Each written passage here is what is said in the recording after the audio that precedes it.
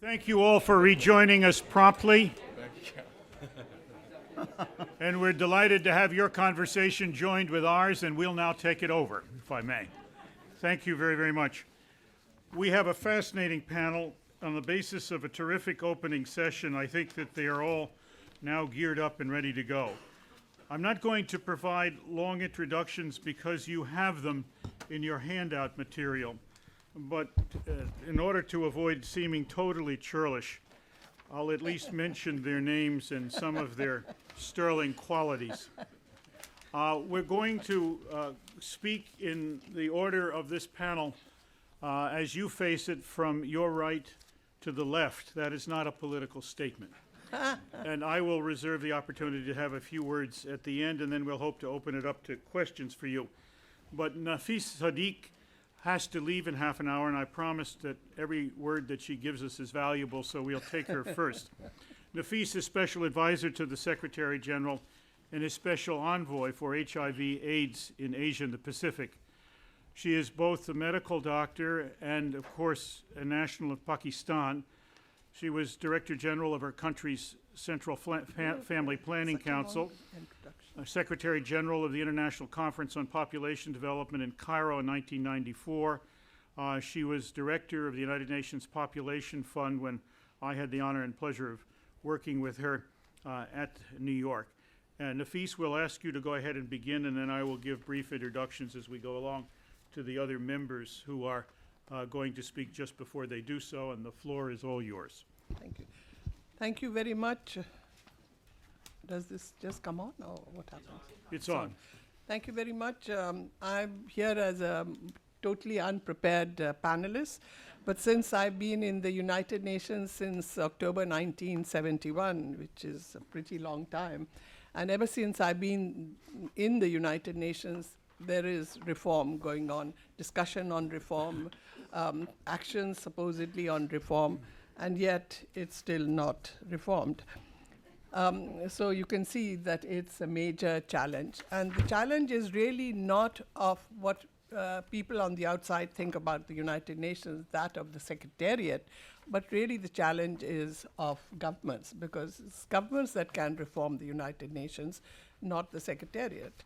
But the expectation is that somehow the Secretariat needs to be reformed and should do more to reform itself. Paul will bear me out on that, I hope. I was on the panel, High-Level Commission on Threats, Challenges, and Opportunities, which made several recommendations on reform. One was on Security Council recommendations, which, of course, still there and pending. And we had a very interesting proposal which didn't somehow get the agreement of everyone, though had the agreement of a majority of the members, which was, in fact, maybe not doable, but at least a more reasoned proposal, which was that we should try to think of a way to eliminate the veto. The Security Council should become a more open and representative place, that we should do away with the rule that regional representation should be only for a limited number of years, but really open it up to the regions to select their own representation, and then they could be selected as many times as they were voted in, which would make it much more democratic and much more representative, and then balance the number of seats to give equal representation to all of the regions of the world. As in many other areas of the United Nations, the major countries are always represented. The US is always on, most development agenda boards like UNDP, etc. Japan is always there. The Western countries are there in proportion, not in the uneven proportion as they exist in the Security Council. So I think, that kind of proposal needs to be tabled again, which is maybe not doable because of the veto, but at least if we make enough of an attempt by the entire UN community, something could happen. Other reforms were the Human Rights Council, which is still, as you know, has problems. But one of the observations we made was that the Human Rights Council or the Human Rights Commission didn't work because there were some preconceived ideas, and people should come to the table not with the idea of using it as a political tool to condemn some countries and to praise or to suppress the real need for condemnation of some countries, which was done both by the Western group, by all the regional groups. Each one had their own agenda. And the Human Rights Council, which was supposedly to have experts, still hasn't worked because it's still representatives of governments. So that is, I think the peacekeeping recommendations have worked, and you have now the Peace Building Commission. I think Munir will be, and Paul will be able to say more about it. The other area of reform has been the whole development system, the coherence, which Paul will talk about. And I think that's the area of the United Nations which is, in fact, is the least broken part, in my opinion, but has had the most focus because that's where you can push the United Nations organizations rather than the governments that need to make changes in the policies that they have introduced or in the actions that they have taken to make the system such a fragmented system. Donors give money, set up organizations, the latest being, for example, the Global Fund on HIV, tuberculosis, malaria, tuberculosis, and HIV/AIDS. There was really no need to set up another fund and add another layer. There was already the Stop Malaria program of WHO. There was already the Stop TB program, and there was the UNAIDS program. And instead of giving the money to these programs and having a body to oversee it, they created yet another fund. And I ran the UNFPA, and the UNFPA was created because the UNDP didn't do what it was expected to do at the field level, was to advocate to governments the need for good policies as far as women's health was concerned, family planning, reproductive health. And then they set up the UNFPA, and so it became another body with a separate program instead of pushing the existing programs. So the UN has grown like Topsy, largely because of governments, and it can be refixed by governments if they have the intention to do so. There is one area that I think that can be fixed in the mandate of the coherence panel, coherence group, and I think Paul has really worked hard on that, and that is the whole area of gender. There, the governments are really at fault whenever, and I would say the South governments more than the North, because whenever any issue in the UN is dividing North and South, the South always puts the gender issues as the hostage to negotiate economic issues, sanctions issues, et cetera, because they think that that's an issue that is close to the interests of developed countries, when in fact it's in our interest to have good gender policies. But because it's seen that way, gender is always held hostage. I think Munir will tell you a little bit more about it, but to me, that's one of the areas where we could have done a lot, and we could still do a lot because that's on the table today, and there are proposals.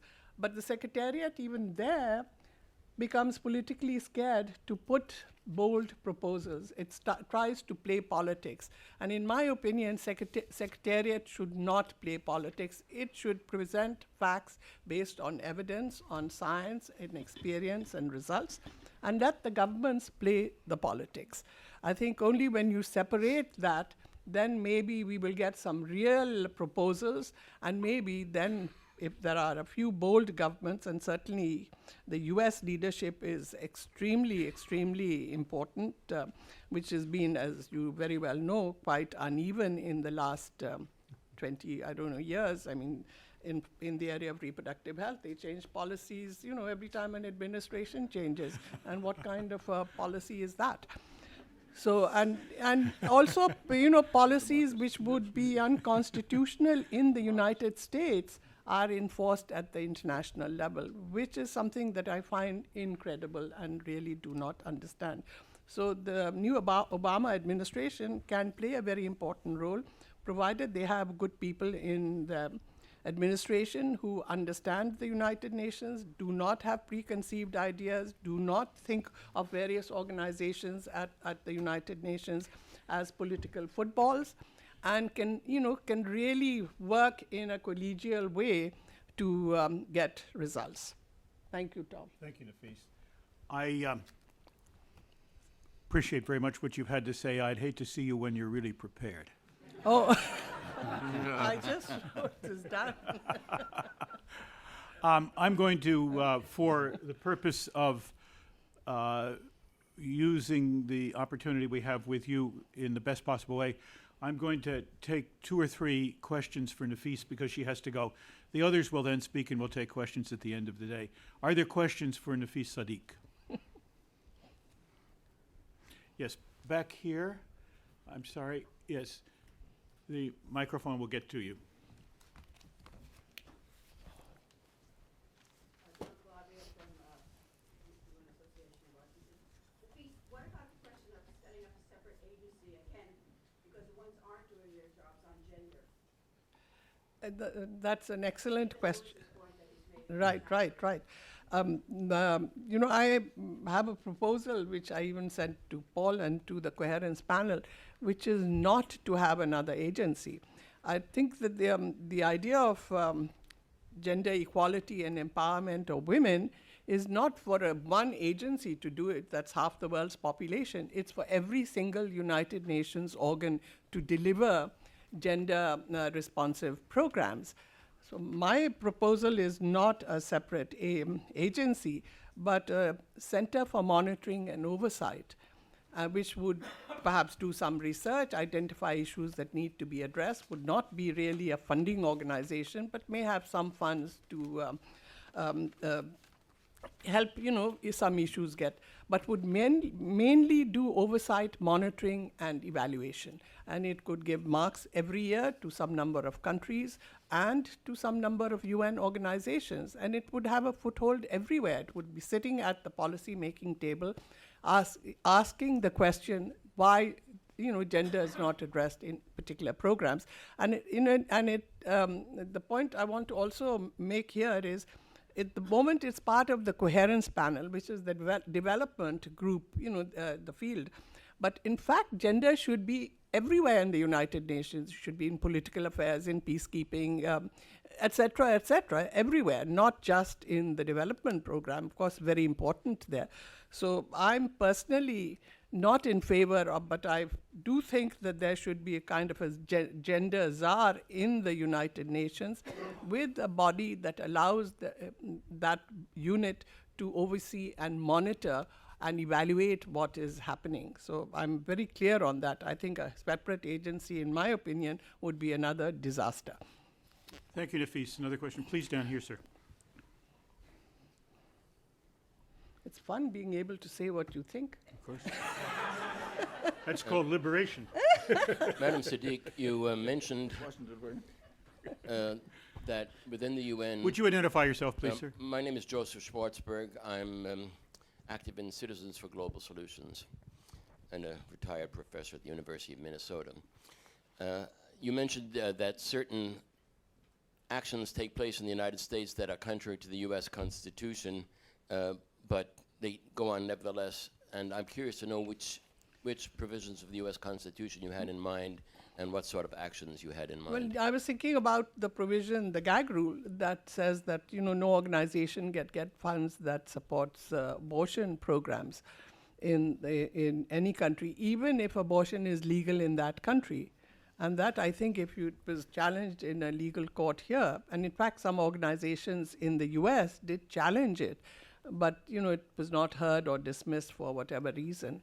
I think that's something that is very questionable because you don't do that in the United States. Secondly, for example, in the HIV/AIDS program, I mean, you base programs on evidence. And for example, the abstinence-only programs, we know that they didn't work. Even your own accounting office said it didn't work, and the medical association said it didn't work.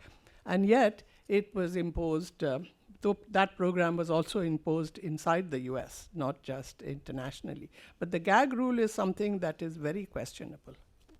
I'll take one more question, please. Princeton?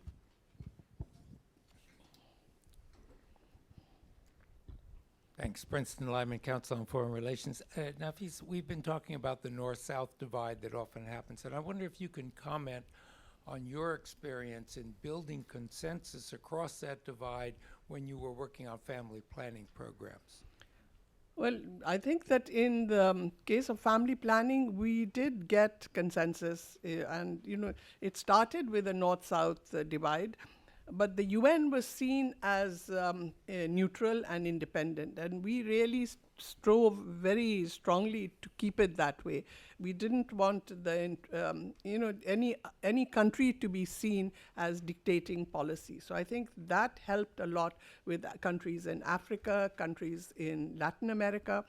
And we had a consistent argument that the health of women was too important to be left to politics, and that politics should not play a part, and tried to always bring science and evidence in our dialogue, and tried to keep out the perception even that in any way this was Western driven or controlled.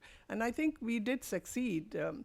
Because many of the faces that we put forward were from developing countries. I think that always helps in the discussion with developing countries. A lot of the times, the people who lead the discussion are not seen as being sympathetic to developing countries or to a particular country. I think that, I don't want to brag about the UNFPA experience, but within 10 years, the majority of the countries in the developing world had family planning programs, when the majority, in fact, didn't, except, like 10 or 12 countries, they didn't have. And they had laws against contraception, against family planning. There was religion, there was culture, there were all kinds of, and by 1984, we started in 69, by 1984, the developing countries of the world demanded a new conference because they had so much experience and they wanted to present this and to get new resources of funding and so on. So I think that you can get a north-south consensus provided you listen to the South and you listen sympathetically, not in a superior way or no sense of condemnation. Even when you do want to condemn. Many times you do want to condemn policies in many countries that we work in, which are contrary to, human rights and rights of women, and it still prevails. Come and listen to my speech at lunch, which will still say some of these things. Thank you. Nafis, thank you very much. You've put us back on the path to finding ways through the morass. The thicket, whatever you want to call it. And I appreciate it very much. Over the years, I've enjoyed the opportunity to have worked with you on a number of issues, and you never lost heart. You always kept in the fray. And it's great to see you back here, and once more, again in the fray, and thank you for your contribution. And you didn't congratulate me on my birthday. Well, I did so privately because I didn't know whether it was a public event, but now it is. Nafis is celebrating a very important birthday, so let's have a large round of applause. But Tommy, you must tell them which birthday. My birthday is August, actually, but celebrated. It's a woman's right to celebrate any time. Yeah. But I'm going to be 80, I want to tell you, so some of my knowledge is a factor of longevity. We wish you another at least 40 years. Thank you. Thank you. It's now my pleasure to turn to Paul Cavanaugh. Paul, do you know American baseball? Yes. Well, I'm going to say you're a switch hitter. For a cricket player, that's an ambidextrous batsman. But I didn't want it misunderstood. Paul, you come to us with a great and distinguished and long career in service of your native Ireland, but as well with many, many assignments in the United Nations. And so you're an outsider who is an insider in both directions in many ways. And your many contributions to the UN and its future and your present position as permanent representative of Ireland, puts you in a unique position to talk to us this morning about the major questions we have at hand. And so, without further ado, let me turn the floor over to you and thank you again for coming to us. Thank you very much indeed, Tom, and thank you all for being here this morning. The question or the controversy surrounding Nafis's birthday reminds me of a quotation from my late compatriot Oscar Wilde, who said at one point that he would never trust a woman who could tell him her real age. On the basis that a woman who could tell you her real age could tell you anything.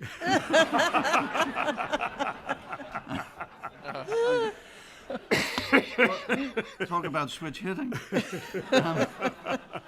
I'm not sure whether it was Dag Hammarskjöld or Ralph Bunche who first said that only the really difficult problems come to the UN, because if they were amenable to solution, the member states and their leaderships would solve them and take the credit for it.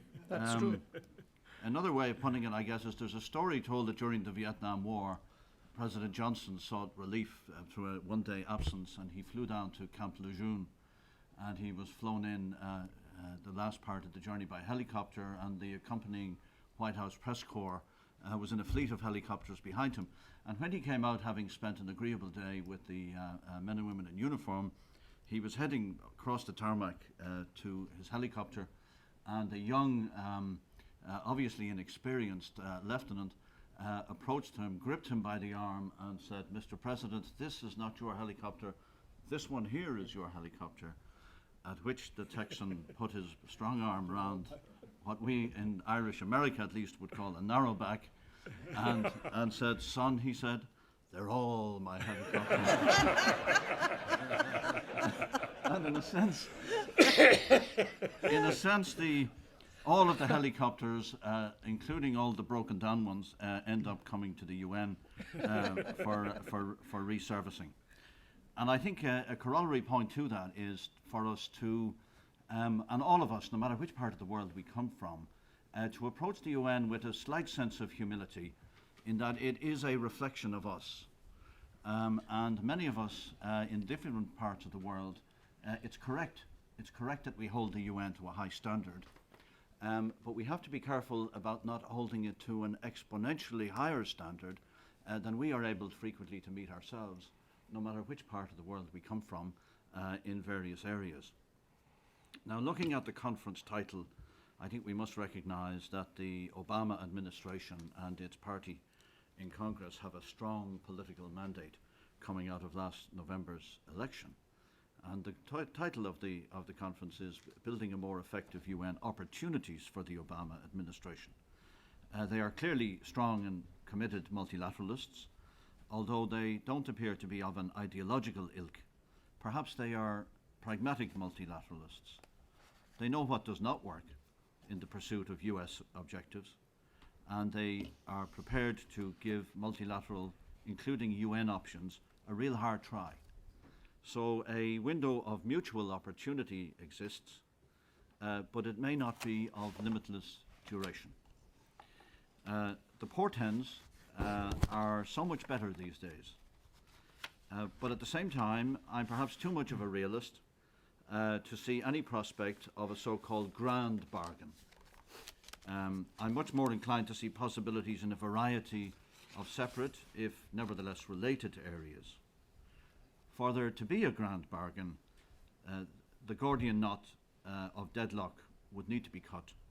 And personally, I don't yet see early prospects for significant movement on Security Council reform, although a renewed effort is underway, and we have moved into the phase of intergovernmental negotiations in the General Assembly. Because of the renewed engagement of the US and the forward-looking and evidently holistic approach of the Obama administration, a number of difficult areas have become candidates for significant progress in the next year to 18 months. And I hope that the UN leadership and the broad membership has the wit and imagination to seize those opportunities. The global economic and financial crisis should act as an incentive and not as a disincentive for breakthroughs. Moving quickly through the areas I have in mind, first comes to mind is climate change. And the renewed US engagement here has been warmly and widely welcomed. This has greatly improved the prospects for agreement on a post-Kyoto framework at Copenhagen in December. Now, of course, a cursory reading of the New York or the Washington Post, the New York Times, the Washington Post today makes clear that the administration still has to focus on galvanizing the US position across all branches of government. But I have the impression that we are in a new stage. Ban Ki-moon has said that this year is the year of climate change, and the Copenhagen conference in December is a very real target and rendezvous, and in a sense a political deadline. Second, in the nuclear disarmament and non-proliferation area, there has been an equally warm welcome for President Obama's commitment in Prague to pursue immediately, and quoting him, aggressively, US ratification of the Test Ban Treaty. His statement was visionary, but was seen also as realistic. Now, Assistant Secretary Rose Gottmuller, in her confirmation hearing, spoke of the US launching a diplomatic effort to bring on board other Annex II countries, which also need to ratify before the treaty enters into force. I think US ratification will have an electrifying effect. For example, it would leave China alone among the permanent five not to have ratified. And it would help persuade Beijing and hopefully others to move in the same direction.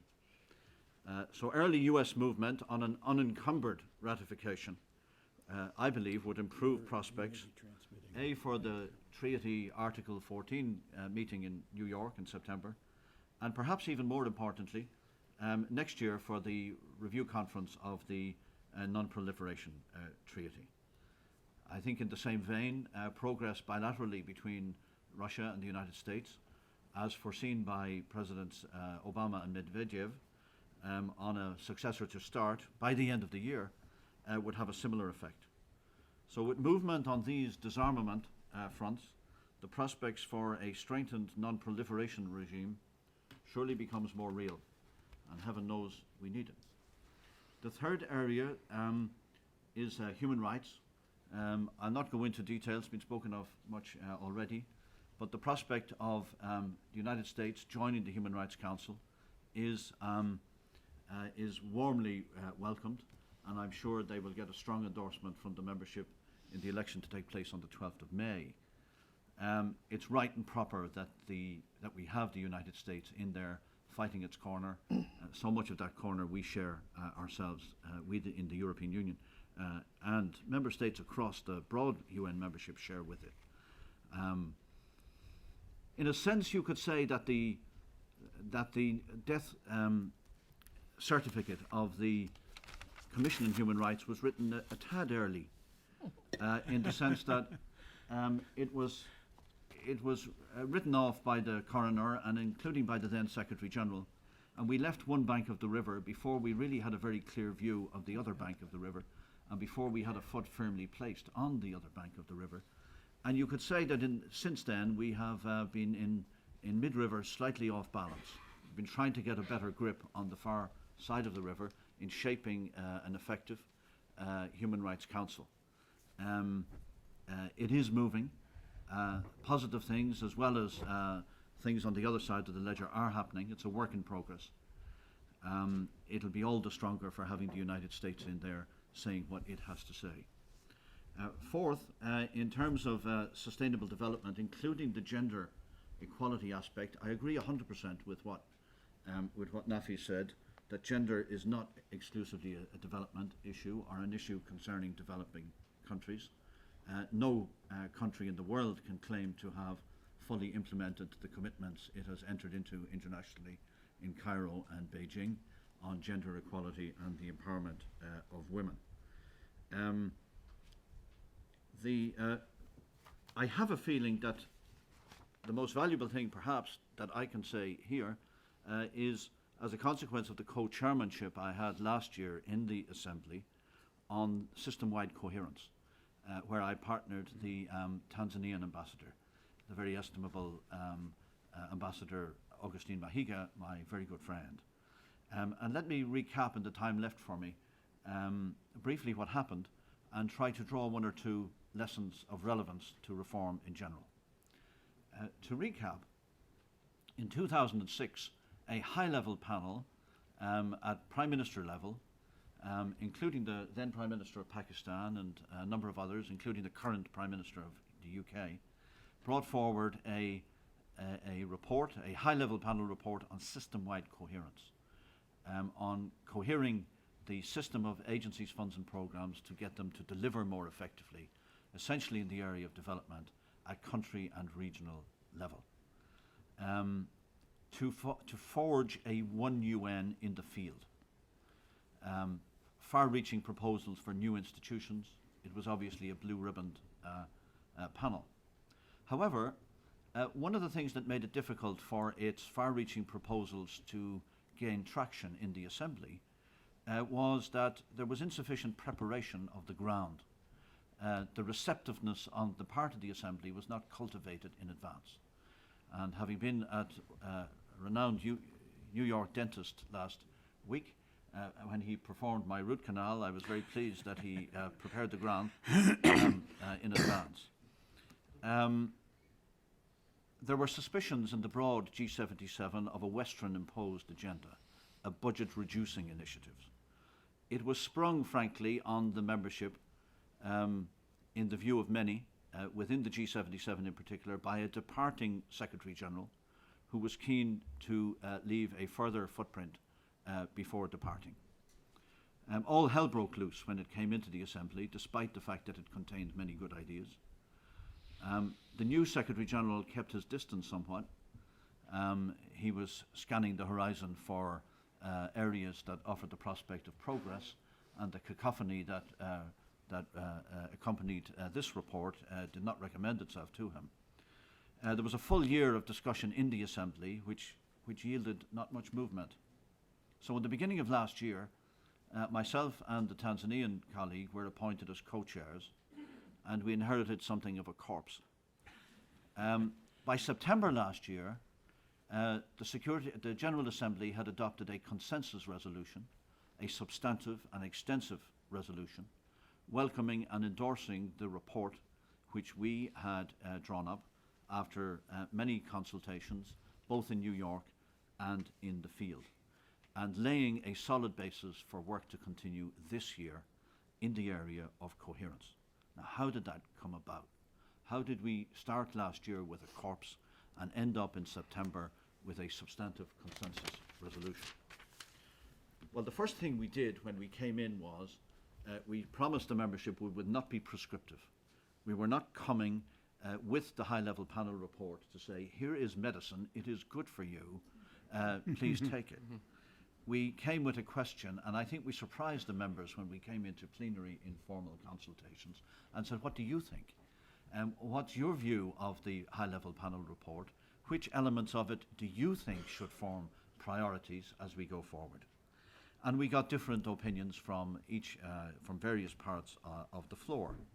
We told the membership that we were going to be balanced in our approach, that in drawing up the agenda on the basis of what we heard from the floor, and in trying to craft a consensus outcome, we would be balanced. It would be important that all parts of the General Assembly membership could recognise significant elements of their priorities in the product to emerge.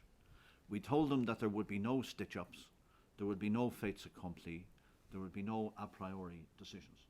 It was incredible the extent to which that message needed to be repeated week in, week out, because the suspicions are so deep of ulterior motives. Ulterior motives in various parts of the Assembly, it has to be said. The suspicions of the Permanent Five are well known and widely shared among the broad membership of the Assembly, but there's a handsome number of members beyond the Security Council who have their own heavily vested interests, who are not beyond promoting their own national interests to stymie efforts along the way. So the suspicion factor is enormous. The pain, the residual pain of previous efforts is still there. Now, the membership told us that there were 4 priorities. The first one was in the area of delivering as one, getting the UN to deliver the whole family of organizations that have grown up over half a century, getting them to deliver more coherently, not as an end in itself, but with a view to an objective, to deliver more effectively the development assistance that's channeled through them for the benefit of developing countries. Secondly, there was the whole dimension of intergovernmental governance. Not from the point of view as we advocated that it should not be from the point of view of trying to redesign the governance of the UN system from the top down, because if you try that, you won't get agreement on the first paragraph. But rather to take a reform, delivering as one, that was actually happening on the ground. 8 countries, developing countries, diverse in nature, had embraced it voluntarily and were moving forward with it. And the model was attracting the interest and the engagement of a growing number of developing countries. So our idea was to take a bottom-up approach, to take that experience in the ground and to try to extrapolate from that in order to assist that process what governance implications there were at central level. In other words, what would you need to do better at central intergovernmental governance level to facilitate a reform that was already underway in the field? Further then, the developing countries were very concerned that the issue of funding be looked at. They wanted there to be more funding, more predictable funding, more core funding, less tied funding. Any savings that were produced, and they were beginning to be produced even last year in the countries concerned, that they would be ploughed back into development and not sequestered off somewhere else. And finally then there was the element of gender. And those were the 4 principal areas that the membership itself told us were the priorities. So we were able to take that as the package that had been put to us by the membership, and they therefore had ownership of it. And I cannot agree more with what Jim said earlier on about the importance of the word ownership. From the get-go, there has to be a shared sense of ownership. Now let me concentrate in particular on delivering as one. As I say, it was already happening on the ground. A significant and increasing number of developing countries were voting with their feet, and they were embracing this. So the co-chairs actually got on the airplane, and we went out and visited the pilots, practically all of the pilots, and a number of other developing countries who had embraced it. We sat with the prime ministers and presidents, we sat with the ministers for planning, ministers for finance, etc. We went to regional parliaments, we went to regional ministries, etc. Saw the donors in capital, saw everybody there was to see. And we wanted to do that because we wanted to bring those fresh impressions back from the field into the fetid atmosphere of repetitive negotiations with a very well-known dramatis personae in New York that had not made it, that had not cut the muster over all of the recent years.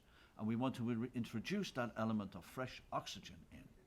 And this was very significant because what the leaders were telling us was that this is extremely urgent and it's extremely important. We have to manage, we have administrative and political responsibility for addressing huge challenges, economic and social and humanitarian in our own countries. We are running it on the ground. We don't have the time for these long-haul negotiations and linking this into that and linking everything to Security Council reform and everything else. Please go back and bring that message to New York. Well, what we did was we invited the countries concerned to come to New York and to bring it themselves, and we arranged a platform for them to do so. One of the things we found was that the UN involvement in developing countries had collapsed in scale over the last decades.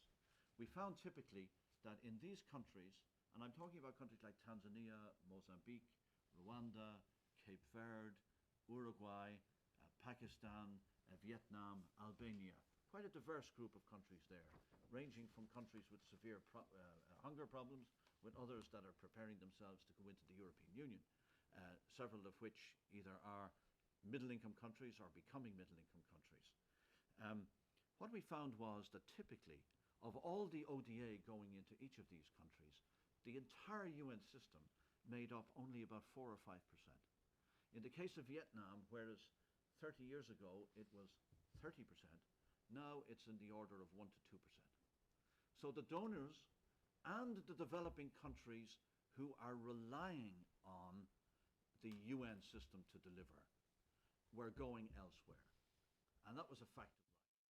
While we were debating and discussing and north-south and this and that in the General Assembly Hall all these years, the action was actually moving elsewhere.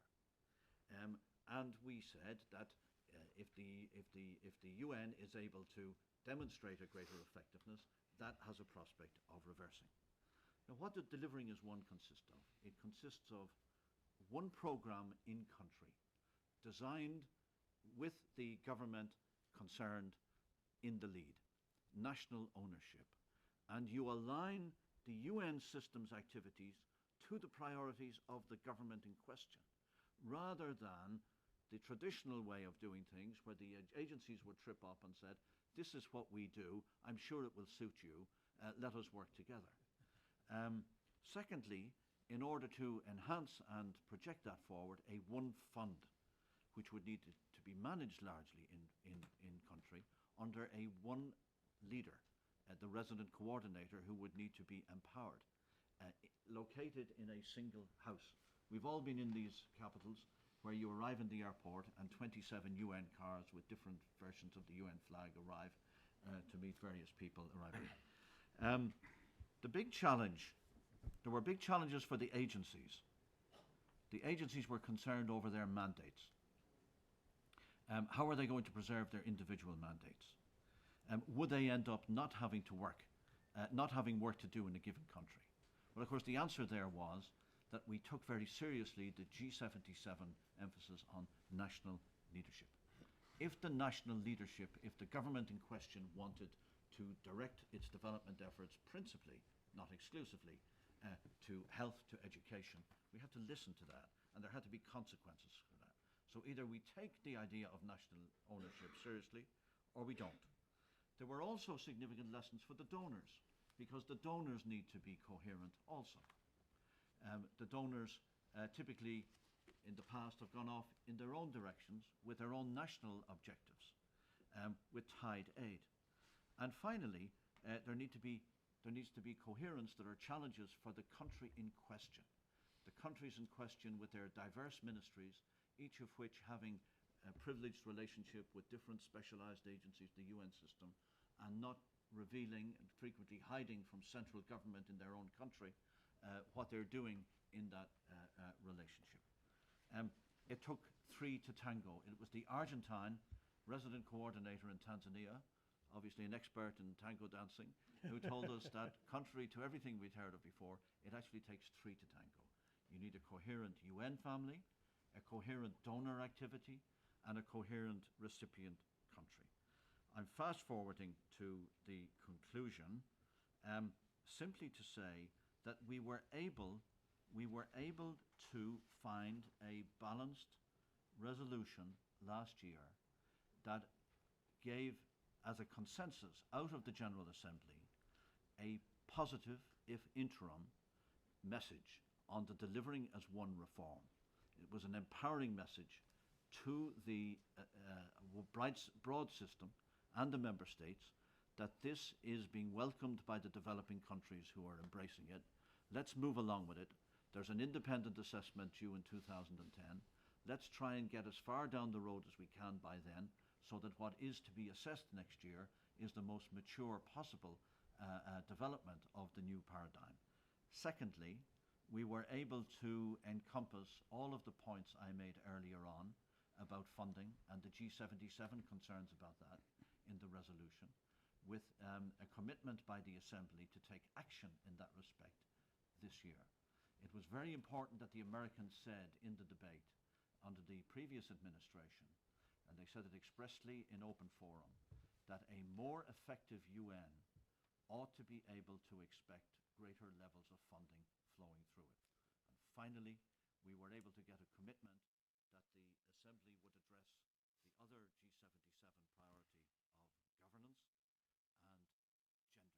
There is a commitment by the Assembly to take action this year to set up a new gender architecture, to rationalize and make more effective all of the diverse mandates that the UN system has to deliver gender equality and the empowerment of women across the world. That's a commitment, and it's a real opportunity for the administration to lend its shoulder to the wheel to that end. I'm sorry, Tom, for overrunning.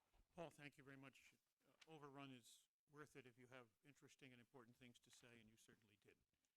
I just want to say a couple things. I think Paul's helped to also paint a path forward in a remarkably interesting way, and particularly coming out of his work on the issue of coherence in the Assembly level. I think 2 or 3 lessons strike me as being very significant here. One is the fact that the G77 do have interests on the ground, that the ability to use those interests on the ground to move the process ahead in a logical and coherent fashion is extremely important. Thirdly, leadership. There's no question in my mind that you and Ambassador Mahiga, who I've happened to have the honor to know as well, provided the kind of leadership in your work that was able to take, in fact, through what I would call the application of judo diplomacy, the work in the field, and make sure, in fact, that it represented a muscular effort to bring the body itself along with where things were going. So more grease to your elbow, as we used to say in Nigeria. Please do keep up. My pleasure now to introduce Stuart Holliday, whom many of you know. Stuart is president of the Meridian International Center, which performs tremendous work in bringing people from outside the United States into our country with briefings and an understanding and an approach and leadership and indeed programming in a way that makes a colossal difference in their visits and their activities. Stuart also brings us a great experience in the executive branch. The most important for many of us was the fact that he was Special Assistant to the President for Presidential Personnel. But beyond that, worked in the State Department as Assistant Secretary for bringing together global information outreach efforts, and of course in New York, where he was Ambassador for Special Political Affairs, dealing directly on the Security Council with peacekeeping, counterterrorism, and sanctions. And so I'll turn the floor over to you, Stuart, for your remarks, and thank you again for being with us. Thank you, Tom. I actually believe that all those people that were my friends when I had the personnel job were actually my friends, and the phones, the invitations stopped coming and the phone stopped ringing for a little while. But serving at the UN was probably the high point of my career. It was an amazing experience, and I would say that among this distinguished group here, I'm more of a foot soldier carrying out the instructions of my country than a contemplative thinker on the United Nations itself. But I did learn one thing when I was there, which was that my friend here, Munir Akram, with whom I spent many hours in the Security Council, along with Sergei Lavrov, learned to use the most powerful tool in the UN's arsenal, which was the Delegates Lounge and the remarkable collaboration acceleration that takes place over the cappuccino in the Delegates Lounge, which was very effective.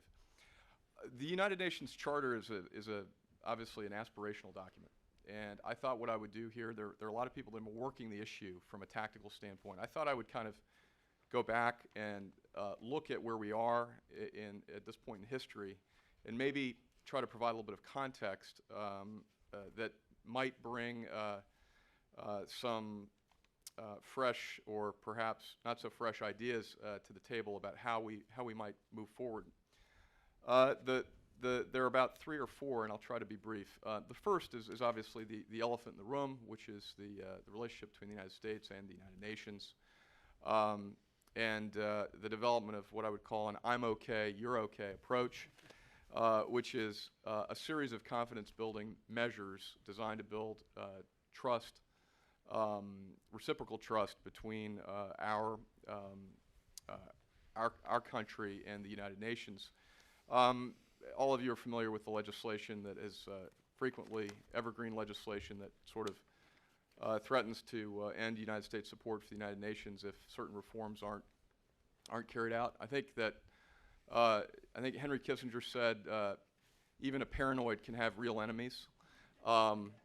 It doesn't mean that there aren't problems in the UN, and it doesn't mean that the United States, some members of the United States Congress and others aren't serious about wanting to see a more effective UN. I think it's really the motivation that's the question. What's the underlying motivation? Do we want a United Nations that leads and helps us deal with the biggest problems of the day? And I would submit to you that I believe that some early decisions taken by the current administration reflect that the executive branch clearly has that as its goal.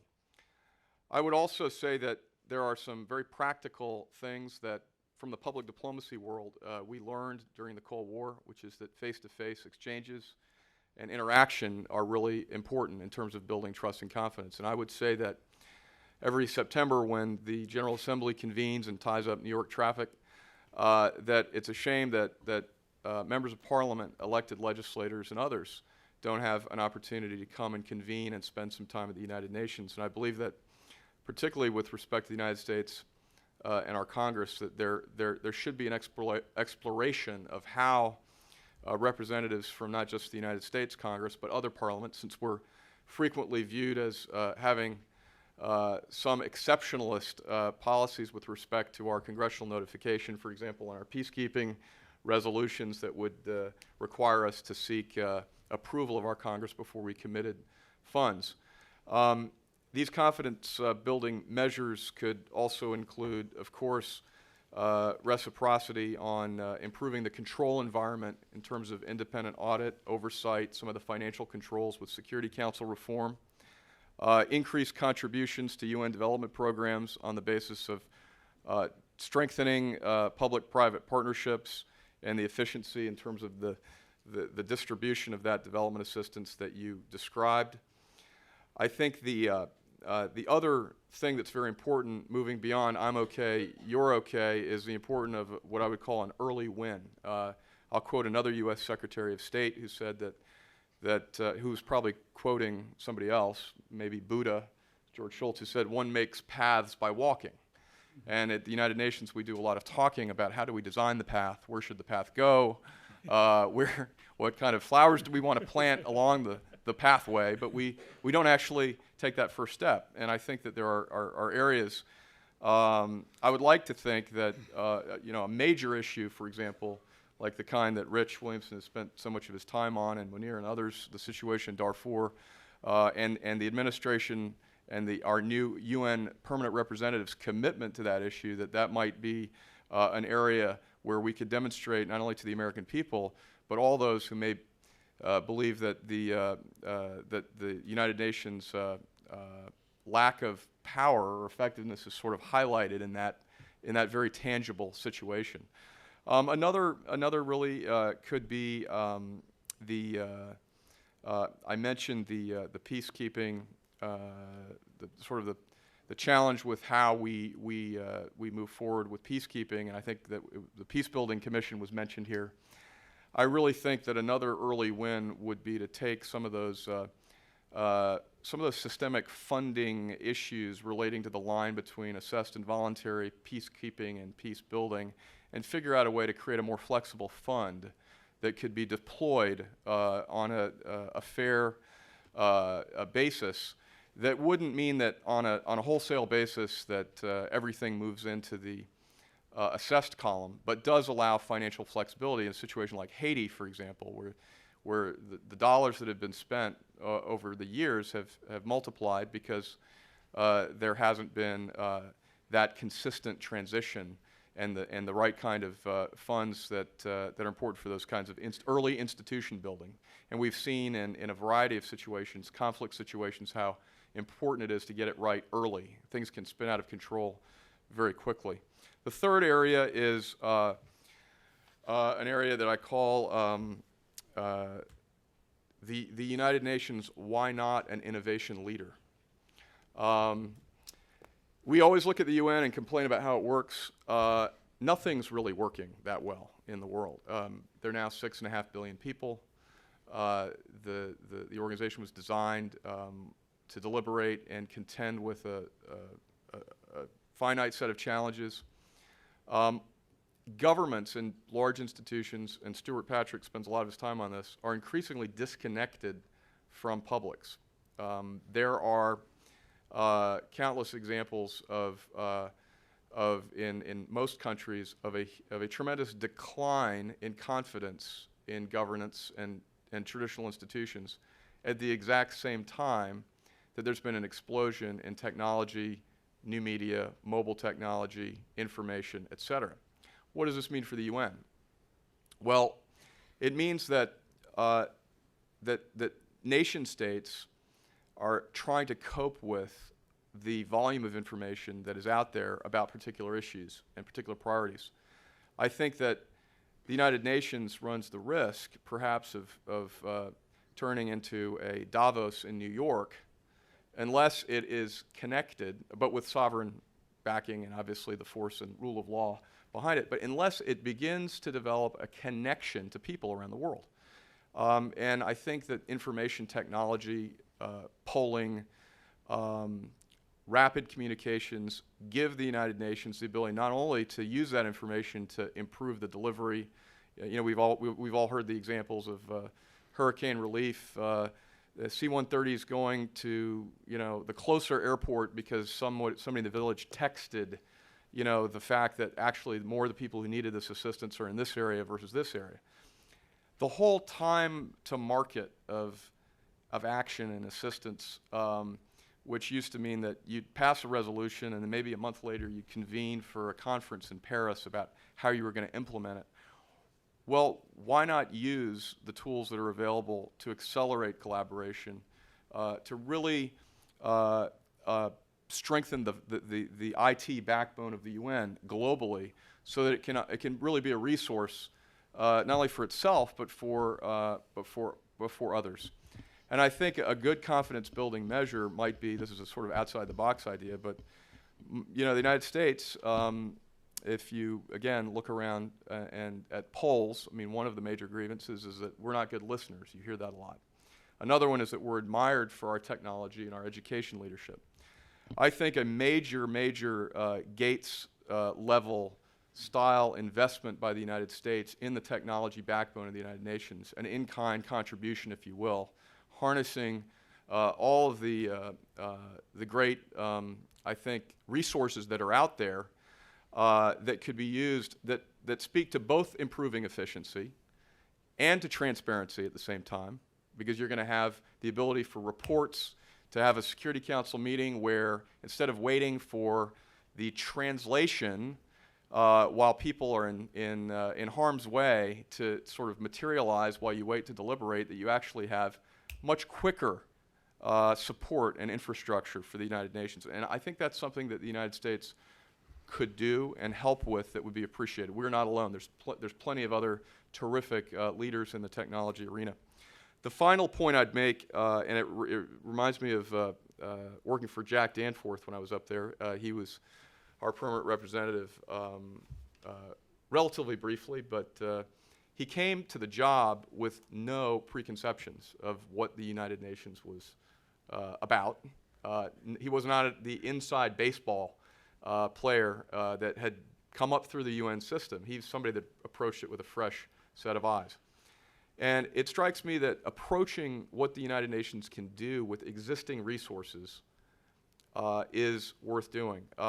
If people accuse it of being a place where talk is valued more than action, well, talk is important. And why are Track 2 discussions and a variety of interfaith dialogues, why are these springing up all over the place, and why are they not happening at the United Nations? I know some of them have to do with people don't want to be publicly recognized, they don't want to have. But the United Nations has a significant role to play, and the case in point with Ambassador Danforth was his experience in the Sudan in working with the various sides to come up with a legal code. I guess this was probably on for Khartoum, that interpreted or got some of the Sharia components in with some of the traditional legal statutes that they wanted to draft up. And it was hard, but there had to be a mechanism to kind of get some of these fundamental, I'd say, values-driven or religious issues sort of hashed out. And I remember going back to the State Department and sort of pitching this. In other words, what role can we play in creating an interfaith dispute resolution mechanism? And needless to say, it was not a long meeting.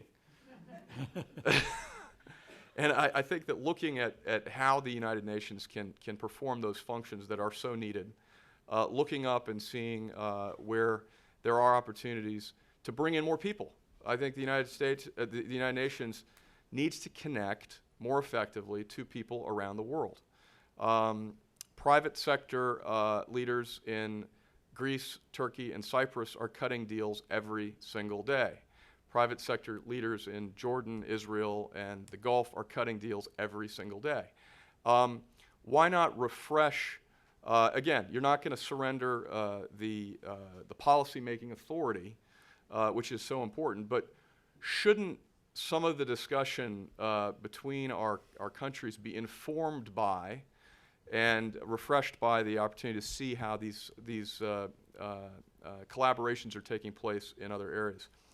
Tom, I think I'll just finish up by saying that I do believe that the macro environmental factors of technology, the new administration, the fact that we're in this financial crisis, which requires greater cooperation, are the kind of inflection point that allow us to look at a serious step forward in this body, which we all hold hope for.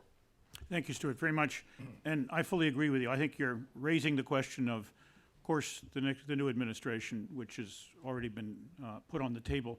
But the notion that the power of good ideas and that all good ideas don't originate necessarily either in New York or from the minds of government, that there is a great outside constituency that has NGOs, corporates, individuals is very important in the age of globalization. Being able to link these people with information systems that work both ways, center out and outward in, is an extremely important and I think very interesting concept, and may well provide an additional, if I could put it this way, idea about paths through the thicket. It's not just process, obviously, it is process in the service, if I can put it this way, of information and change, and those are all very important. I want to just say one thing before I introduce Ambassador Akram. If there is anybody here representing the management, it is not the time to have snow fall on the podium. We have now, at least I have experienced temperatures up here well below what I normally enjoy, even outdoors. And I suspect some of you are too. There may be a program in the Woodrow Wilson Center says that the longer the program goes on, the lower the temperature has to become in order to keep your attention. But I hope whoever can resolve this problem for us can do that immediately.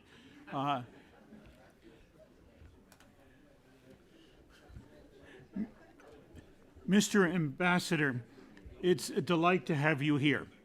Your reputation precedes you.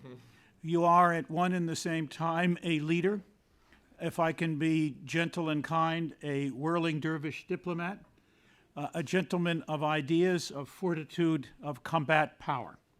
And you are highly respected for all of that. We couldn't be better served by having someone of your abilities, knowledge, background, understanding, and deep perspective and ideas with us today. And we welcome you very much to be with us. The biography carries your distinguished record. I don't have to repeat that.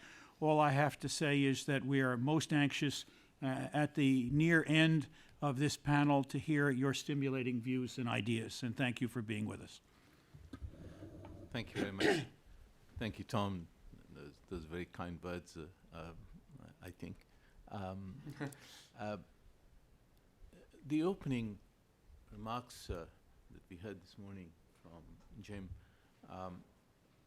I think, set the stage for a discussion of the fundamentals of what the United Nations is, where it's going. But some of the things which Jim said also set the juices flowing, to pardon the expression. That's why we paid him so much. I think we are all agreed that the United Nations is an indispensable institution. At a time when most of the problems we face, even locally, are global in nature or global in their implications, it is necessary to have institutions which are able to perform the task of global governance more effectively than we see today.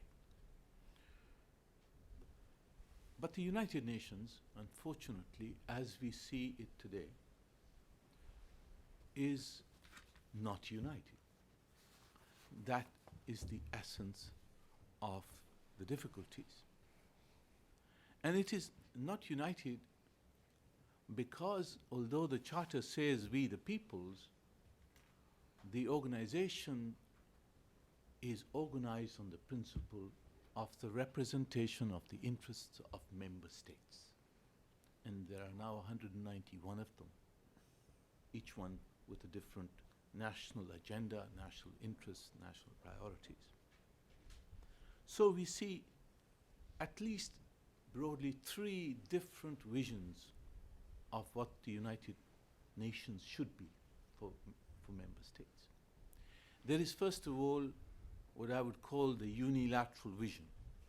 The vision that a country ought to be able to use the United Nations for the promotion of its own national interests, and that is the principal objective of participation in that organization. That is one vision. It is rejected by the majority. The second vision is that of a multipolar United Nations, a United Nations which ought to be governed, which ought to be influenced, which ought to be directed by the priorities, values of the most powerful countries. And whether these countries are considered to be 2 or 5 or 8 or 12, it depends on how you count and how they see themselves.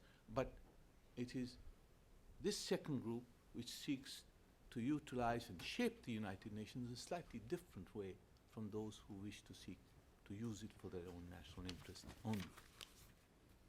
And the third vision, which is the popular vision, shall we say, among the 191 states, is that of a multilateral institution, a genuinely multilateral institution which is able to reflect or at least accommodate the national interests, priorities, and agendas of all, or at least almost all of its member states.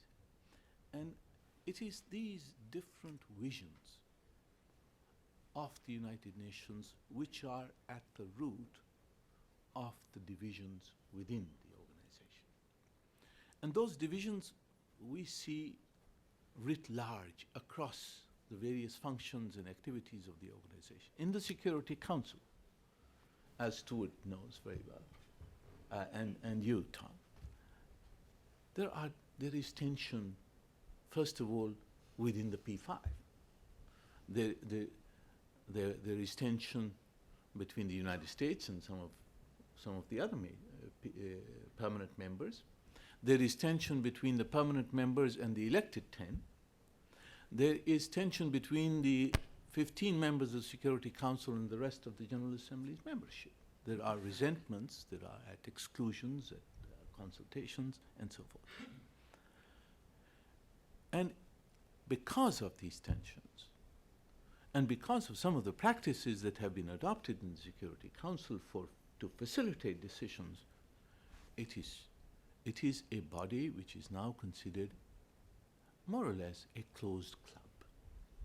When the discussions, for example, on Sudan take place, in the old days, when there were open meetings of the Security Council, Sudan would have a seat at the table and be able to participate and express his point of view. It is not. And this is true for many. Iran, North Korea, even on the issue of Afghanistan, many times the main players are not part of the discussion, so the decisions do not reflect a point of view which is seen to be balanced by the rest of the membership. The General Assembly is basically driven by the North-South divide, and I think Jim mentioned that. And this is a divide which basically originates from the perception that the world is a much more unequal place than it was when the United Nations was founded. And this is supported by statistics. The income gap within countries has grown in the last 60 years, I forget the exact ratios, but by a factor of 5. The gap between the richest countries and the poorest countries has grown by a ratio of 1 to 30. So the world we live in is a much more unequal world, and this is bound to be reflected in the interests and positions of the countries who are in the United Nations. The poorer countries have a different agenda. They have a completely different priorities. Jim was totally right about that. And these are reflected in what they want to do in the United Nations. Their agenda is development. But development is not seen to be the agenda of some of the most powerful countries.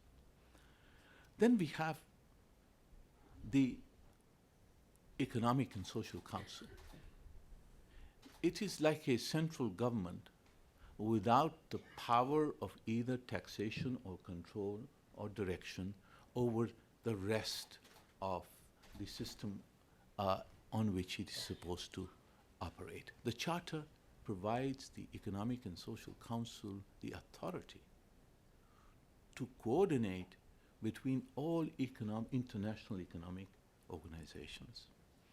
It has never been able to exercise that authority, and because of that absence of authority, it is becoming more and more irrelevant in the system, and the system is becoming more and more incoherent, to which the panel, the coherence panel, tried to address, and which Paul and others have been trying to get the system back. But the mechanism to put the system back together is written in the Charter.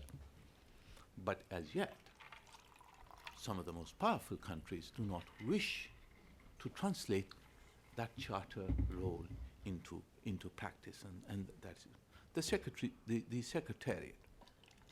The Secretariat is a sprawling complex of divided fiefdoms.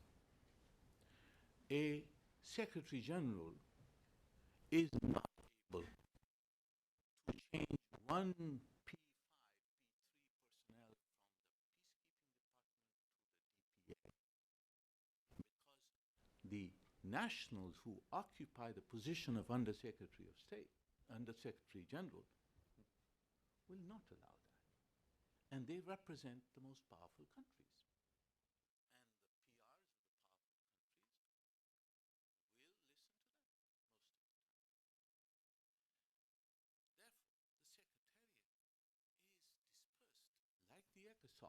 The Secretary General presides over a vast empire over which he has little control. And it's not only because he doesn't have control over the budget in the Fifth Committee, it's because he does not have total control over his Under-Secretaries General and the heads of agencies in the UN system. And the Secretary General himself, his power is eroded, his leadership role is eroded, because on the one hand, he has to depend on the P5 for his election, for his re-election, and for And at the same time, he is dependent on the General Assembly, more specifically the Fifth Committee, to get the money he needs for his operation. These are divided sources of authority for the Secretary, and he remains conflicted between the two. But the problem of reform and revival of the United Nations is not solely a structural problem. The essence, the root of the problem is the erosion of a common vision for the United Nations. In 1945, the Charter gave us a common vision, and everybody understood what that vision was and how it would be realized. Today, we do not have that common vision. We have different visions. We have to evolve, first and foremost, a common vision of what the United Nations should be in this age of globalization, in this age of financial crisis, in this age of multipolarity of power and the multilateralism of interest in the world. And that is the first challenge, I think, for the Obama administration. How to contribute to the evolution of this common vision together with other member states. And it is a good moment, not only because the Obama administration has a more positive approach to the United Nations, more pragmatic and open approach to the United Nations, and therefore is likely to contribute and support the process, but also likely not to block some of the things that need to happen in the United Nations. And also because today we have a different world. We have a world that is in global crisis, and we do not have answers. We don't have answers to the financial crisis. We do not have answers to the climate crisis. We do not have answers to the development crisis. We do not have answers to the disarmament and non-proliferation crisis. So the first step, in my view, must be an effort to evolve a new political consensus. And it must cover at least 4 areas. First, peace and security. The Obama administration has already displayed that it wishes to contribute to solutions in the Middle East, with Iran, in Afghanistan, with Russia. But we would need to see very concrete efforts linked with the United Nations. Secondly, on disarmament. I think the idea of achieving global nuclear disarmament is a good idea, but it is fraught with great difficulties. What is the level at which the United States and Russia will reduce their nuclear weapons?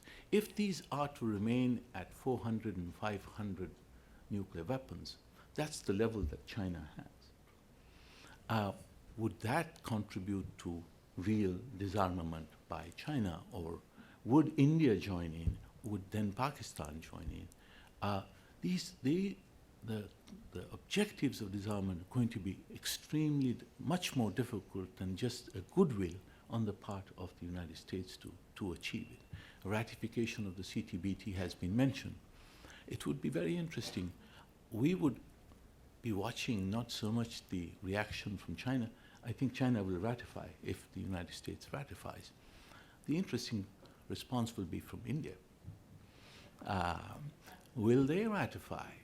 What would be the impact on the new Indo-US nuclear deal of a US ratification of the CTBT? I think those would be very interesting aspects of to watch for, and the process will be much more difficult. It will have to be taken in much more incremental and small steps, accommodating the interests of all. So there is much work to be done on nuclear disarmament. On development, I think development is not only about coherence in the system. Coherence in the UN system will get coherence of 5% of the international development. What about the other 95%? The main problem of development cooperation is, first of all, that the commitments that have been undertaken to fulfill the MDGs, to fulfill other developmental goals of 0.7%, these have not been fulfilled. There has been backtracking. And until those at least they are on track to being fulfilled, until there are commitments on the part of the major players to fulfill those goals, there will be no revival of trust on the part of the developing countries to say, yes, they are really committed to help us to do that. And at the same time, that development policy will not be compromised by other aspects. It will not be compromised by trade policy, by restrictions on technology transfer, and the whole gamut of development issues. There has to be coherence of support for development, and we hope that will be forthcoming from the Obama administration and the developed countries. Lastly, on human rights, I think there is considerable interest in the Human Rights Council on the issue of the responsibility to protect. But there is, in my view, a genuine clash, or not a clash, at least a division of perception about the values that we are trying to promote and how we are trying to promote them in the Human Rights Council.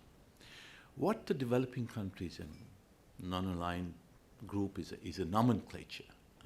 When one can deride that it doesn't align with anybody, with themselves. But it's a group of developing countries. They perceive the biggest shortcoming in the field of human rights to be double standards.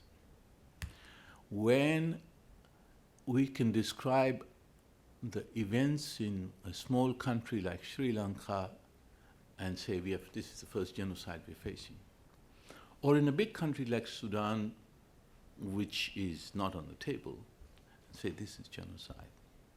But we are not able to say the same when hundreds of thousands of people are killed by big countries, by big powers, and it is not even raised in the Security Council or in the Human Rights Council. I think that this is the source of the suspicion, the lack of credibility on the part of those who come to the Human Rights Council and bang the table about genocide in Sudan or in Sri Lanka. They carry no credibility. Mention was made of the human rights focus on Israel.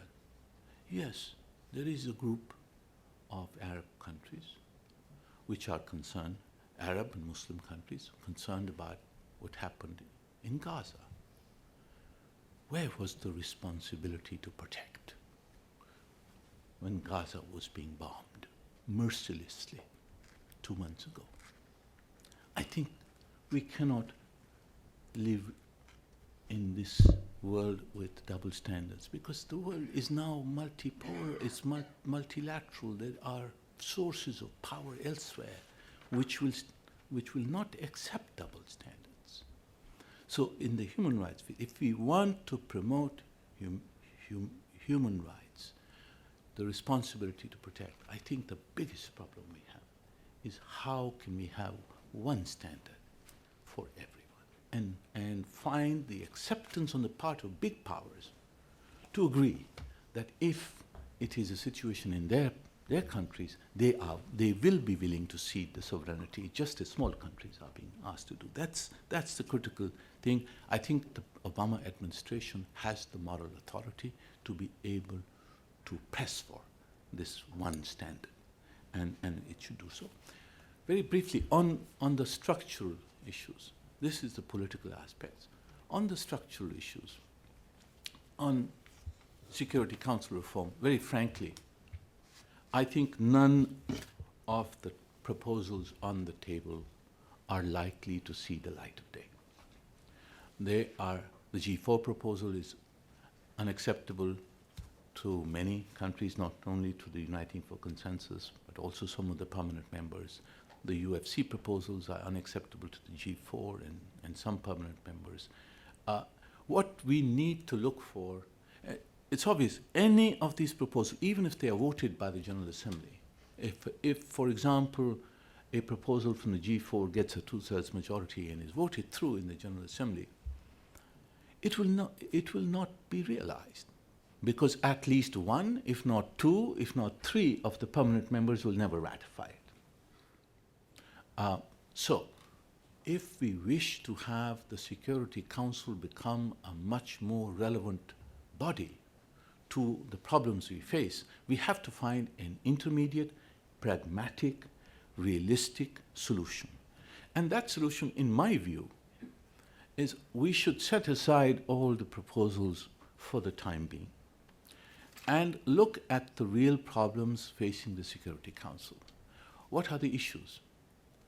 If the Security Council is dealing with the Middle East, I think the most effective way would be that it should have a standing committee which would include the participation of the parties directly concerned. And in effect, that's what happens. That has been created as the quartet, or through the quartet. There are these meetings at that configuration. Why should not this happen within the United Nations? The Security Council can have a standing body on the Middle East. It can have a standing body on Sudan. It can have a standing body on the Iranian issue. It can on the North Korean issue, on Afghanistan, and so forth, with varying membership of the countries which are primarily concerned. This will enable the most relevant countries to participate in the work of the Security Council. At the same time, it will broaden the base of such participation, the participation of a larger number of members, and make the decisions of the Council much more relevant and effective. And it would be something that could be decided by the Security Council itself and would not require charter amendment. For the General Assembly, I think the aspiration of the majority of the member states is, please allow us a role in the real work of the United Nations. Allow this General Assembly to be what it was supposed to be, as an oversight body of the whole organization. So I think that the General Assembly's role should be an oversight role. An oversight role receiving reports not only from the Security Council and the Economic and Social Council, but from the whole host of commissions which exist, the Human Rights Council, the Conference on Disarmament.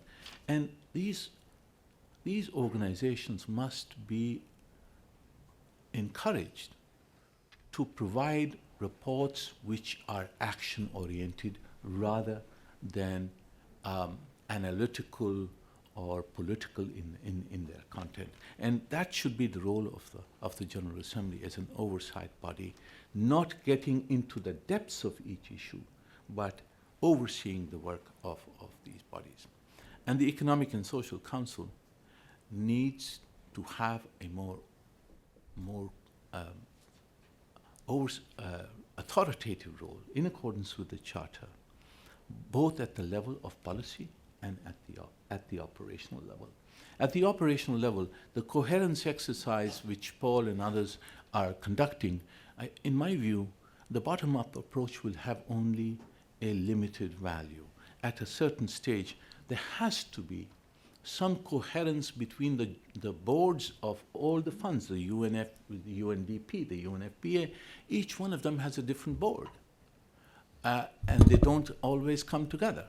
We need a joint board of all the funds and agencies which will be responsible for providing the operational guidance to all of them in a coherent and effective way. At the same time, we need the ECOSOC, maybe a smaller body of the ECOSOC. Joe Stiglitz has proposed a group of 27 to replace the G20 to provide policy guidance on global issues. Why not? I think the ECOSOC could have a subsidiary body at the ministerial level, which could also meet at the head of state level to provide that policy coherence and guidance, where all the Bretton Woods institutions could be brought in order to provide a really global, coherent policy, economic policy framework. Just a word about the Secretary General. I think apart from the authority to hire and fire, I believe the Secretary General should be elected for only one term, a 6-year term. And if he's elected for one term, he will be a bolder Secretary General. He will not be answerable to the P5, and then he should be provided with greater budgetary authority to fulfill his role. On the budget itself, the ABQ exists. There are lots of complaints about the Fifth Committee, how the second secretaries in the Fifth Committee block the budget. But there is the ACABQ. The ACABQ could be elevated to the level of eminent PRs, serving former, whatever, but eminent people who would have the authority to be able to look at the budget, make recommendations, and then be able to carry the major governments along with them so that the Fifth Committee's work becomes much more streamlined. The answer is there. It's a question of whether we want to cede that authority. There's some of our friends, some major governments, they want to complain about the Fifth Committee, but if we say, well, let's have a different body to decide by majority rule, by majority vote, they will not agree. So I think one has to have a clearer process. And the UN, in any basis of calculation, it's a bargain. The amount of money spent on the United is a fraction of the monies that are spent on national bureaucracies, national defense, and other aspects where we would have to spend the money if the United Nations was not. Peacekeeping is just one example. It's a real bargain for the international community. As for process, my suggestion would be that we look at 3 steps. Firstly, with the leadership and engagement of the Obama administration, with the engagement of the other major powers, including China, Russia, and others, we should develop a common vision statement. This has been done before. I would suggest that now is a time of crisis, but also crisis is opportunity. This is the time we should develop a common vision, a set of recommendations on the political issues, on the structural issues, at least in outline, and then set loose the separate processes which are taking place on Security Council, on ECOSOC, and other measures, and give ourselves 2 years, and then ask the Secretary General to convene another summit of the United Nations where we could adopt a new reform package. It may not be a grand bargain. We couldn't have incremental steps in between, but at that stage we could look to consolidate everything into a larger decision on what the United Nations should be. I think Kofi was perhaps a little ahead of his times. He had his legacy to think of when he put forward his documents. I think some of the ideas were perhaps not conceived fully.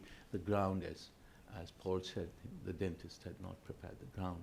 I think we ought to give ourselves 2 years and look to support from the new US administration to lead the process together with the more open approach that I see, for example, in China. There is a new approach. Thank you very much, Soma. I've taken too long. No, you haven't, and thank you very much, Munir. As always, we had a very interesting set of challenging ideas from you. Not only that, we had an interesting approach that basically said one of the pathways through the thicket is to propose policies and policy alternatives and steps that meet the demands of the majority of states in the United Nations. And I think those are all sound and wise. I'm going to take a chairman's privilege to just make 2 or 3 very quick remarks coming on my own at the present time. One, we haven't discussed the G20. My own view is that the G20 needs to be looked at the moment as primarily a organization devoted heavily to dealing with the international financial crisis, whose membership, in my view, is not relevant to dealing with the majority of issues faced in the United Nations. Secondly, as an organization, it lacks, in my view, the political authority because its membership is not sufficiently representative to actually carry out those activities. And thirdly, the Charter gives the Security Council an inordinate amount of legal authority. We always have to be careful that it doesn't fall into the trap of making so many decisions on a mandatory basis that absolutely nobody pays further attention to them, because its credibility is not just its legal authority, its political capacities are very important. Secondly, with respect to the future and the Security Council and the organization as a whole, I think it's an interesting idea to look at a Secretary General serving a 6-year term. My own view is that we pick the Secretary General very badly.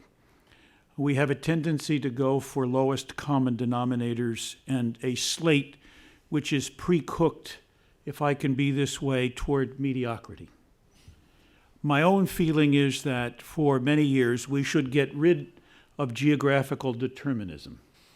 We are now in a position where we should choose the best person we can find in the world at large, and I would hasten to add that the P5 should continue to abjure putting their nationals forward as candidate as part of the bargain in the Security Council.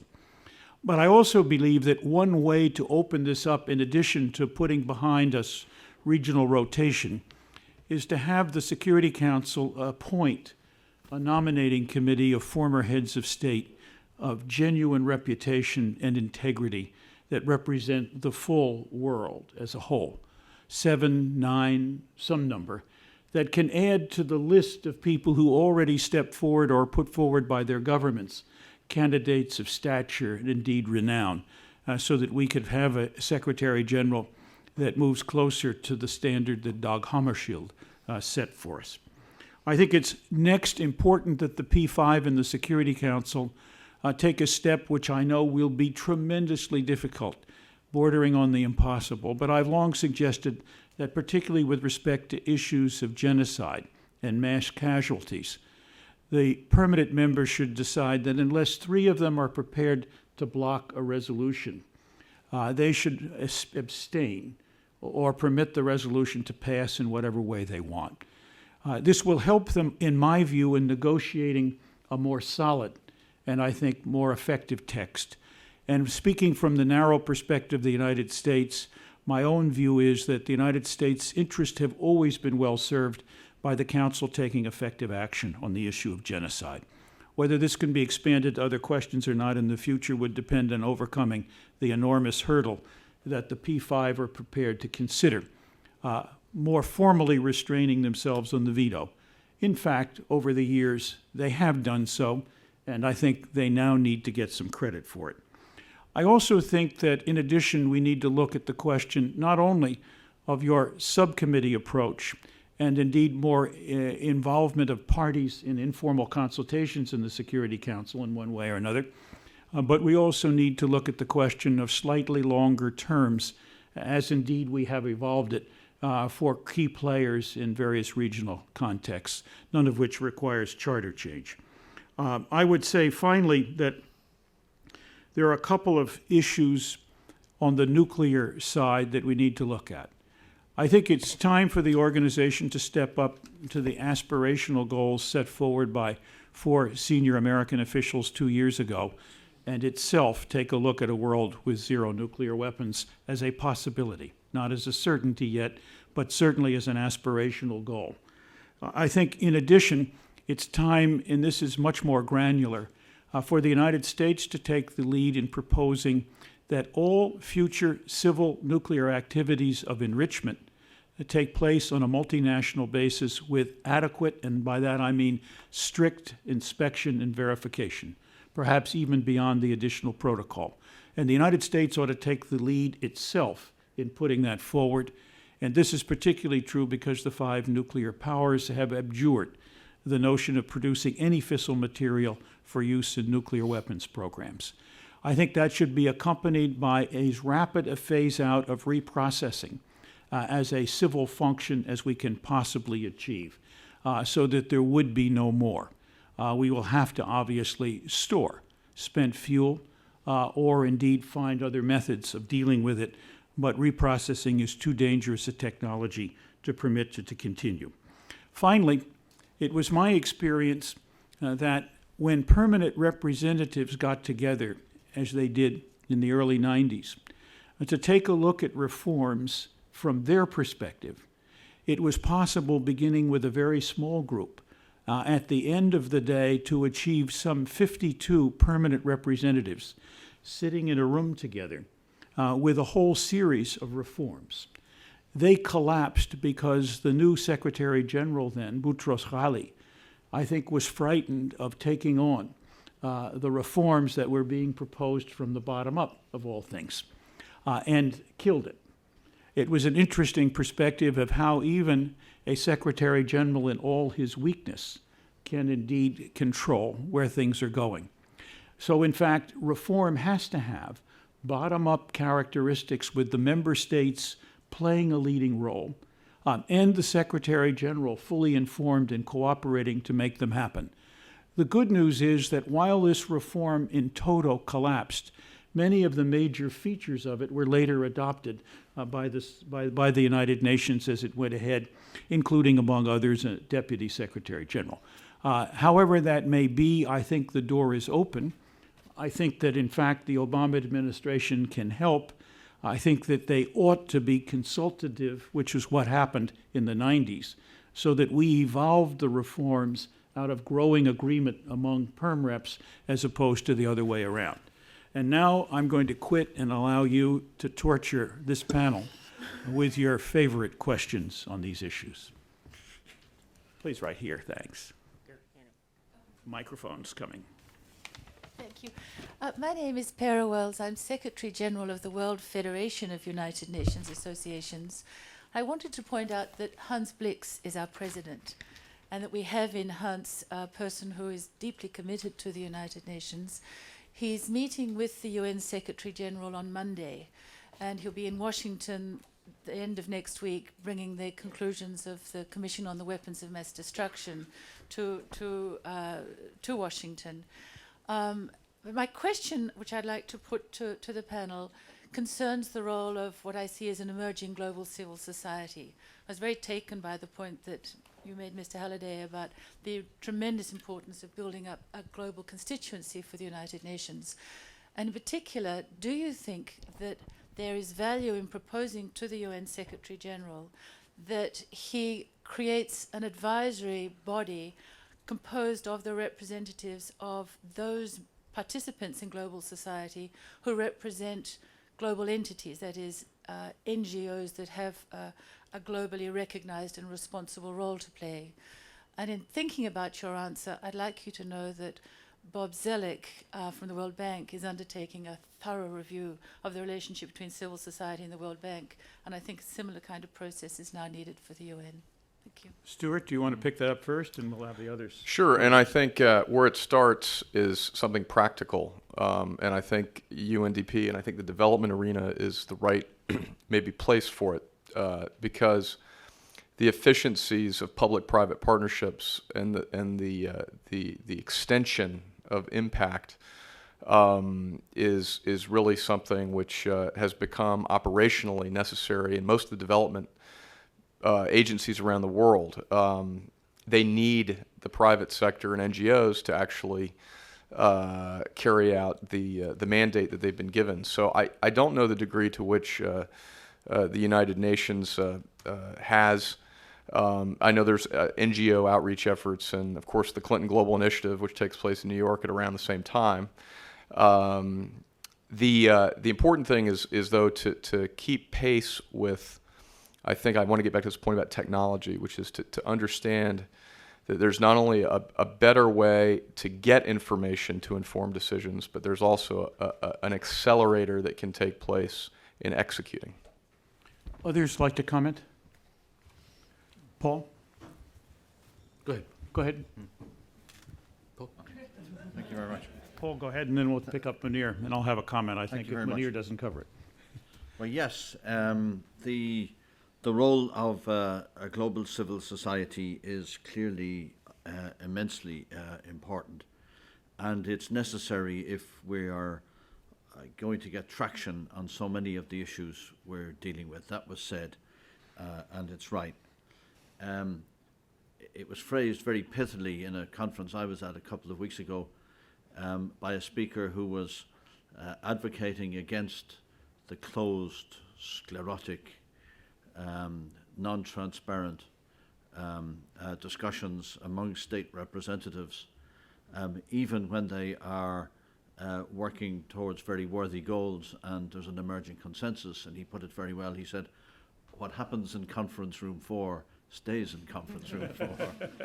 Not sure if the governor of Nevada would have a view necessarily on that. But it's obvious what's happened. I mean, the whole Ottawa Convention on Landmines was generated out of a momentum provided by the civil society in the first instance. We had a very successful conference last year on cluster weapons in Dublin, where we negotiated a binding international convention, which is now open for signature in human rights and many other areas. The track record is there, and the influence is there too. There are some very adept NGOs and elements in civil society who really have mastered the skill of the point of entry and timing. Whether this requires a global structure or not that would bring it all together, I don't know. It's something I haven't thought about in those terms. But certainly, and that would have strengths and weaknesses, no doubt. There would be challenges in that. But if we're talking about results, go for it is my government's view to civil society, and keep it up. And that means civil society that brings the whole spectrum from alpha to omega of views and agendas and priorities, which are no more the same across the globe among NGOs than they are among member states. And we're not simply talking about one corner of the spectrum of opinion. We're talking about the whole lot. Thank you. Munir. Thank you, Tom. And I'd like to thank Peter for her remark and her question. I think there's no doubt that civil society is playing and has been playing a very important role in many aspects of international life, including the United Nations as such. And we would like to see that relationship between civil society and the United Nations obviously put on a much clearer and solid basis.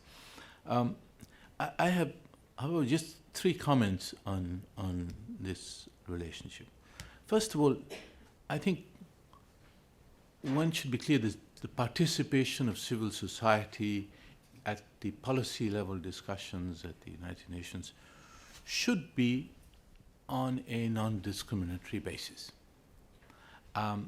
If civil society organizations are enabled to participate in human rights bodies, in developmental bodies, they also ought to be able to participate in disarmament bodies and in peace and security bodies.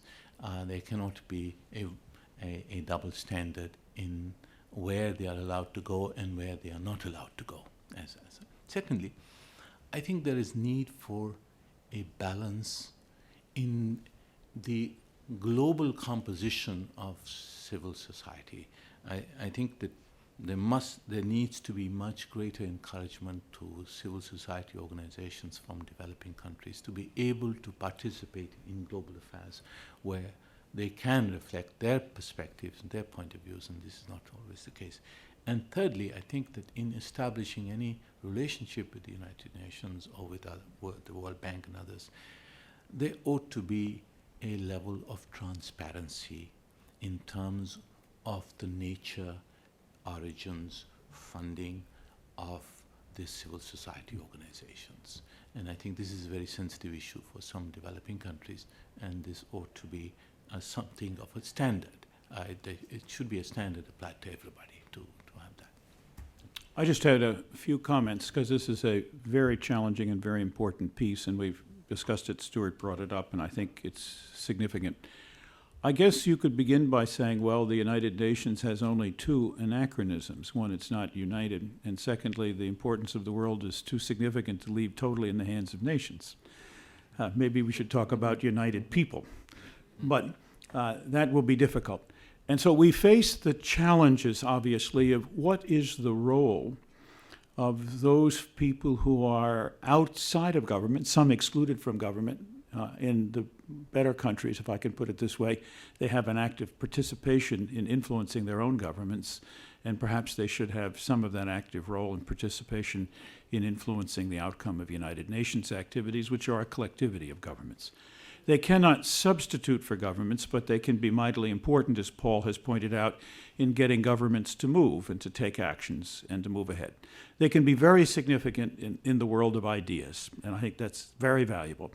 And I think, as Stuart pointed out, we cannot run the risk of excluding individuals because they do not belong to some collectivity. And we have to understand that in the world today, all collectivities are possible. All you have to do is talk to your neighbor. And so we need to find a way, and Stuart has suggested that modern technology can find a way to begin, in effect, to help us to be in touch at truly the grassroots. Now, none of us has the capacity to read it all. We can hope that the individuals who follow particular issues can sum it and provide us with the digest and the outcome and the thoughts. And so it is a massive and very challenging problem, but one well worthwhile, I believe, addressing. And your question goes to the heart of some of the most interesting things. The other interesting question we face, of course, is that by definitions, NGOs are not the sole representatives of the people of the world. They have other kinds of organizations and bodies. Secondly, most NGOs, and I exclude yours particularly, are single-issue organizations. And the sum of single-issue organizations is probably good for the world. But the collectivity of single-issue organizations around a single issue may be very valuable in getting that issue addressed, but it has to do so in balance, in harmony with all the other issues.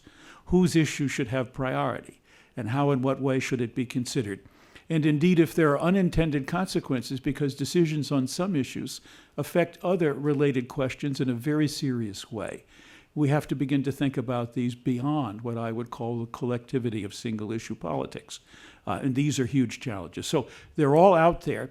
I don't have an automatic solution, except that I think we should use new technology, as Stuart suggested, as a device to try to bridge across some of the very great and challenging problems that come out of how do we put the United Nations in tune much more readily and much more accurately in a much more focused way with the people of the world.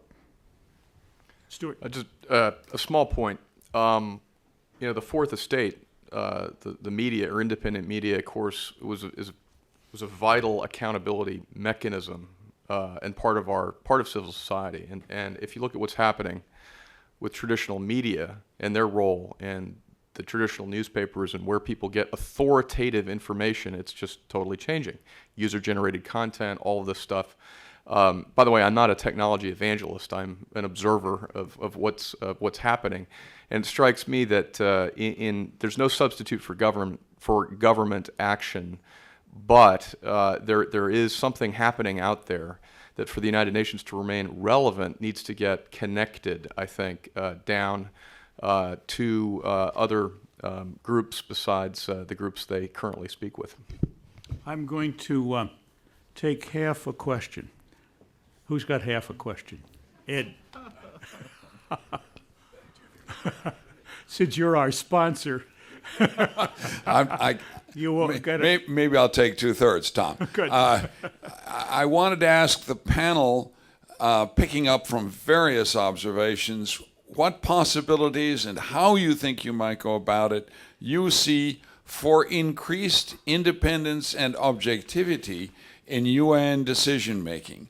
Whether that decision making is around the selection of the Secretary General, as you indicated, Tom, whether it is around the selection of merit-based appointments of undersecretaries general and having open competition and selection panels, whether it is around scientific evidence in the Intergovernmental Panel on Climate, or in other ways. It seems to me this notion of independent decision making, independent evidence, scientifically based information is a very powerful one for the organization, and I would like to hear from the panel how that dimension might be increased. Great question. Who wants to start? Stuart. When the United States has a tough issue like closing military bases in congressional districts or reforming entitlements, it chooses typically to delegate authority to a body that it trusts to make some tough decisions. The elephant in the room is, can that be done without surrendering sovereignty or the control of government? In other words, can you define a scope of work that everybody could agree on, that then that scope of work could be given to a body with permission to make tough decisions? Others? Munir? No? Paul? I think it's like saying, how can human beings be good? I think we could be there all afternoon, but I'm not sure. I'm not sure how to, if there's an elixir, if there's a turnkey concept. Beyond that, I would say that the greatest ally of straight and objective decision making is transparency. Yep. When you disappear into the kind of closed rooms that Munir and I know and Tom knows all about, we all know all about up there, the process is murky and it's not accountable.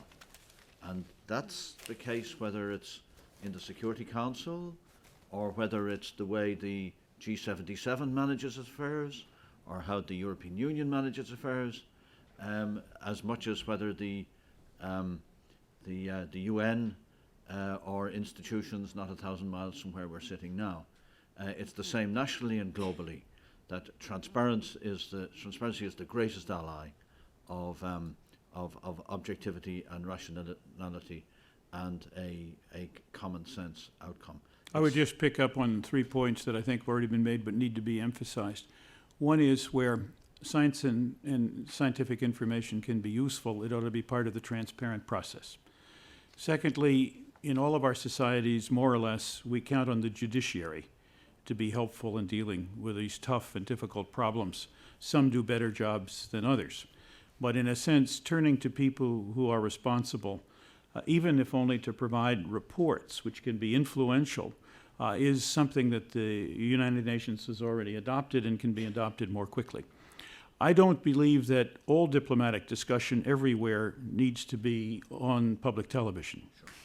But I do believe that there needs to be a greater degree of accountability for decision-making and a greater degree of criticism by people outside over the decisions that are not transparent and that are logically not capable of holding water because they represent interests that themselves are selective, narrow, and not necessarily in the greater benefit of the organization. And that has to come through, I think, further development of the media, including the new media, in questioning where things are. But it's a great question, and that's the question that we're going to end on today. So thank you all very much. Paul is going to have 1 2-second remark. Can I just say that that latest intervention by Tom is proof positive of the experience that so many of us have had this last 30 years. That Tom says it's so much better than we do, that we want to say that, and he says it better. Thank you, Paul.